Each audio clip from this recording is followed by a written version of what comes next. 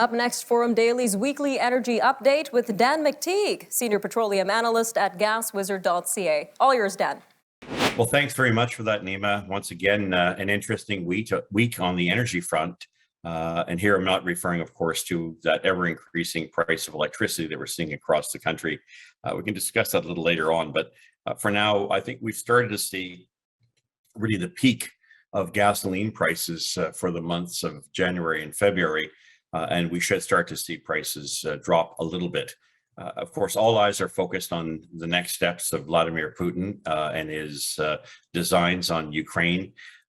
My personal opinion is that he will probably move ahead.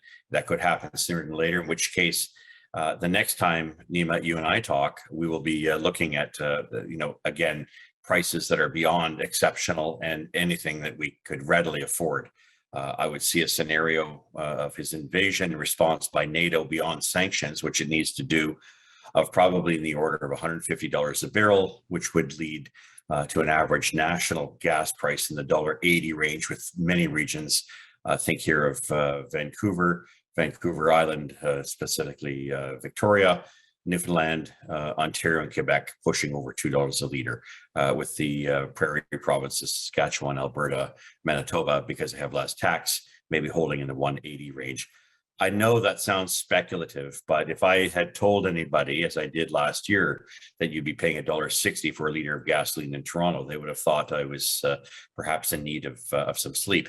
Either way, we're looking at a significant energy crisis pretty much globally, at a time in which demand is not very high traditionally, the time in which refineries have no trouble meeting demand, except for diesel. In colder winter and colder months, you usually use a little bit more diesel. It's a proxy for heating oil. We are not at the point yet where we start transitioning into refineries going through maintenance, and then, of course, a number of taxes and increases in the price of gasoline attendant with summer driving. And I have every expectation that as the COVID variant of Omicron, or Omicron's variant of COVID comes to an end, we're going to see a lot of people taking back to their cars almost at any price. What it means is that the supply crunch that we normally wouldn't see in the winter months is going to become accentuated in the months of April, May, and June, which means one way or another, we're going to continue to exceed these high prices.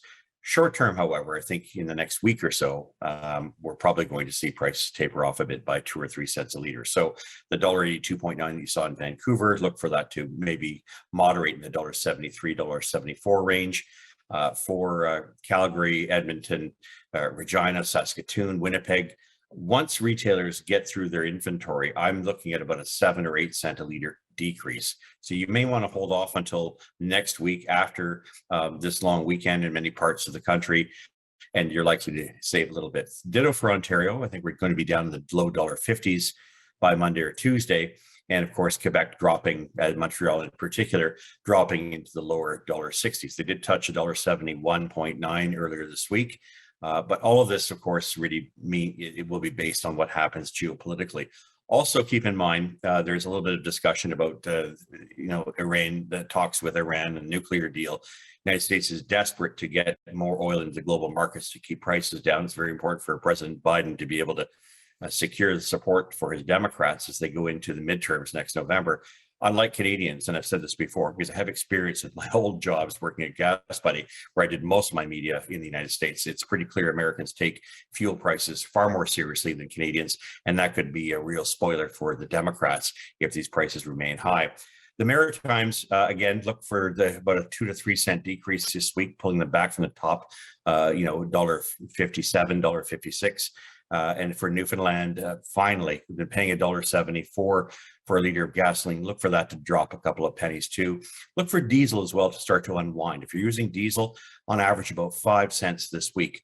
It looks like we're heading towards higher prices. As I mentioned last week to the House of Commons Committee, one of the things Ottawa should be doing, canceling the carbon tax increase on April 1st, and as well perhaps considering moving off on the clean fuel standard, which will apply to motorists at the end of this year. Either way, it's going to be a very choppy ride. The headlines are going to drive these prices. So fasten your seatbelts and check out Gaswizard.ca, the little site that I work on, apart from the work and policy that we do at Canadians for Affordable Energy. Both those will be highly informative and give you a bit of a heads up a couple of days in advance. to save you and I some money. Well, thanks again, Nima. We'll talk to you next week. Appreciate this. Good to hear that we'll get a temporary break from these rising prices, Dan. Thanks for that. That was Dan McTeague, Senior Petroleum Analyst at Gaswizard.ca. He's also the president of Canadians for Affordable Energy.